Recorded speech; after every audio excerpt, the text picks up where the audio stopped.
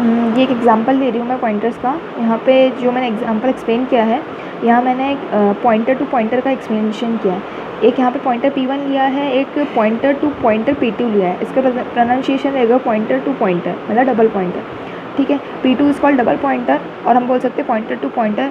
It can be derefs up to 2 levels. Example में इसे मैं यहाँ समझा रखा है। एक नॉर्मल इंटीजर वेरिएबल इसमें 10 स्टोर कर रखा है, इसका एड्रेस है 1000, ठीक है। हमने एक पॉइंटर वेरिएबल लिया है P1, ठीक है।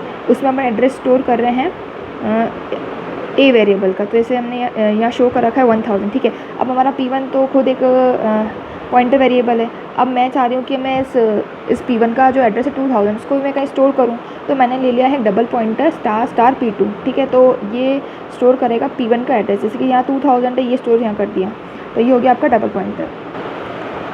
अब मैं यहाँ पे आपको रिप्रेजेंटेशन दिखा रही हूँ, सिंपल सी बात है। जो P1 है ये स्टोर कर रहा है ए का एड्रेस, तो इसका तरीका है ये लिखने का।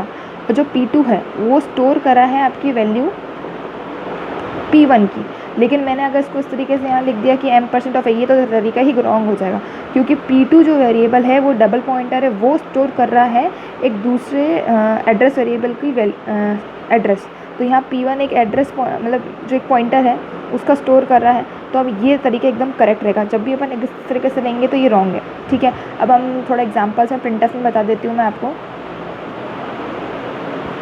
जैसे कि सिंपल सी बात है, प्रिंटफ ए करूँगी तो 10 आएगा, प्रिंटफ 1 करूँगी, प्रिंटफ P1 करूँगी तो 1000 आएगा। जब भी अपन सिंपल वेरिएबल्स प्रिंटफ में डालेंगे तो उस पर जो भी वैल्यू होगी ना वो आ जाएगी। तो जैसे P2 किया तो 2000 आ गया, जैसे आप यहाँ पे एग्जांपल में देख सकते हैं, ठीक है।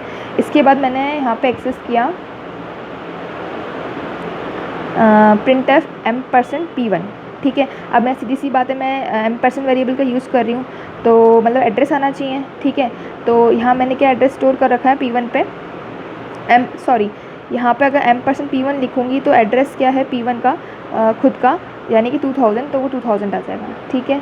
और जब मैं लिखूँगी पॉइंटर P1, इसका मतलब क्या है, किसको एक्सेस कर रहा है, किसको पॉइंट कर रहा है, या तो कह सकते हैं वैल्यू एट द लोकेशन। तो P1 जो एक एड्रेस स्टोर कर रहा है तो उसकी वैल्यू क्या है, तो मतलब किसको पॉइंट कर रहा है। तो डायग्राम में लिख सकते हैं, जो P1 है वो एक्सेस कर रहा है ए वेरिएबल का, तो उस पर वैल्यू क्या है 10, ठीक है।